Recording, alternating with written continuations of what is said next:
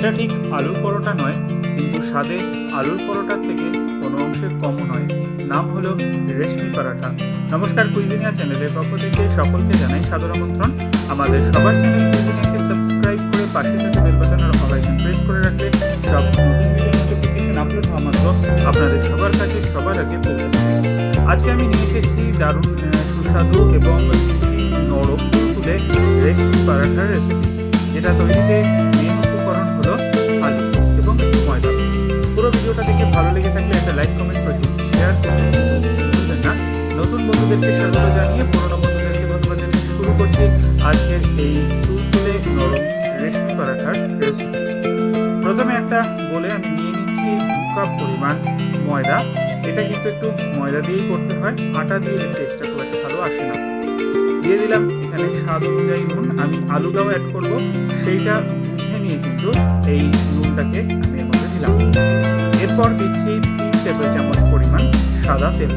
সাদা তেলটা একটু বেশি পরিমাণে এইটাতে লাগছে।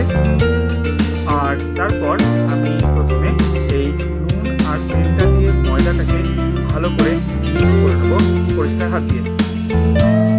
মিক্স করা হয়ে গেলে এখানে আমি দিয়ে দিচ্ছি 2 সেদ্ধ আলু, যেটাকে আমি ম্যাশ করে নিয়েছি। আর দিচ্ছি ধনেপাতা কুচি। এখানে আমি মোটামুটি 3 টেবিল চামচ মতো ধনেপাতা কুচি নিয়েছি, তবে একদম ঝিরিঝিরি করে কুচাইনি, একটু রাফলি চপ করা আছে। এবার এই সমস্ত মিশ্রণগুলোকে ভালো করে আমি মেখে নিচ্ছি। সমস্ত কিছু দিয়ে ময়দাটাকে আলুটাকে মেখে নিচ্ছি খুব ভালো করে। প্রথমে ভালো করে মিশিয়ে নিলে কিন্তু পরে মাখতে সুবিধা হবে। এবার এতে আমি দেব দুধ। দুধের পরিমাণটা এখানে আমি বলছি না, একটু করে দুধ দেবো আর এটাকে মাখতে থাকবো। তবে এটা আমি বলতে পারি যে আমার এখানে মাখতে মোটামুটিভাবে 3 টেবিল চামচ মতো দুধ লেগেছে। তার থেকে বেশি লাগে না, কারণ আলুর মধ্যে একটা আঠালো ভাব থাকে। তো সেই জন্য নর্মাল পরোটা বা যতটা জলের প্রয়োজন হয়, এখানে কিন্তু সেই পরিমাণ জলের প্রয়োজন হয় না। এটাকে মাথায় রেখে একটু একটু করে দুধ ঢেলে আপনার কিন্তু এটা মাখতে থাকবেন, একবারে বেশি অ্যাড করে দিলাম। ঠিক এরকম একটা নরম ডো আমি এখানে বানিয়ে নিলাম, খুব সফট হবে ডোটা। এবার এটার থেকে আমি পোর্শন বার করে নেব। মোট 6টা লেচি আমি এখানে কেটে নিচ্ছি। আপনারা চাইলে এটা 5টাও করতে পারেন, যদি মনে করেন একটু মোটা করে করবেন। তো আমি এখানে 6টা করলাম আর গোলগুলোকে ভালো করে আমি লেচি বানিয়ে নিলাম। এটাতে কোনো স্ট্যান্ডিং টাইমে রাখারও কিন্তু প্রয়োজন নেই। হয়ে গেছে, এবার আমি পরোটাগুলোকে ভাজা শুরু করব। তার আগে আমি একটা বেলু থেকে মধ্যে রেখে এবার এটাকে অল্প একটু আমি ময়দা ডাস্ট করে নেব। একদম সামান্য, দেখতে দিলেন এইটুকু ময়দা আমি ডাস্ট করে নেব। আর তারপর এটাকে আমি ঢেলে নিচ্ছি। এর মাঝে আপনাদের মনে করিয়ে দিই, আমার ফেসবুক আর ইনস্টাগ্রামের পেজগুলো আপনারা চাইলে ফলো করে নিতে পারেন। লিঙ্কগুলো ডেসক্রিপশন বক্সেই দেওয়া থাকে। এটা বেলা হয়ে গেছে, ঠিক এইরকম ভাবেই কিন্তু এটা বেলা হবে। এবার এটা ভেজে নেওয়ার পালা।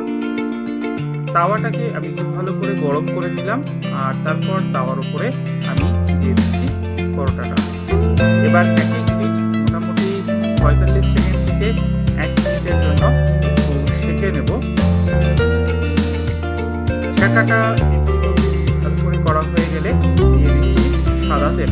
খুব বেশি সাদা তেল কিন্তু এখানে আমার লাগবে না, মোটামুটি 1 টিস্পুনের মতো সাদা তেল দিলেই কিন্তু হয়ে যাবে।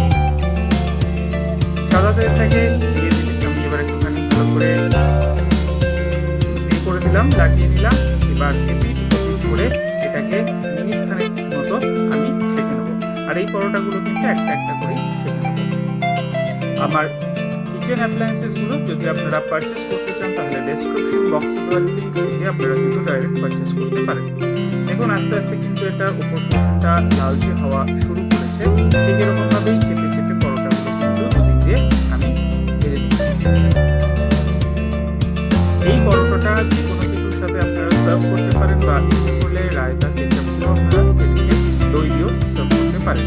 আর প্রচণ্ড নরম এই পরোটা কিন্তু খুবই ভালো লাগে। এটা তৈরি হয়ে গেছে, সার্ভ করে দিলাম এই রেশমি পরাঠা। আর বাড়িতে অতি অবশ্যই বানিয়ে কমেন্টের মাধ্যমে আমাকে জানান কেমন লাগলো। ভালো লেগে থাকলে লাইক এবং প্রচুর শেয়ার করতে কিন্তু ভুলবেন না। নতুন নতুন বন্ধুদেরকে বলবো যে যারা এখনো চ্যানেলে সাবস্ক্রাইব করেননি, অনুরোধ করবো চ্যানেলটাকে সাবস্ক্রাইব করে এই পরিবারের সদস্য হয়ে যাওয়ার জন্য। সবাই ভালো থাকবেন, সুস্থ থাকবেন, আজকে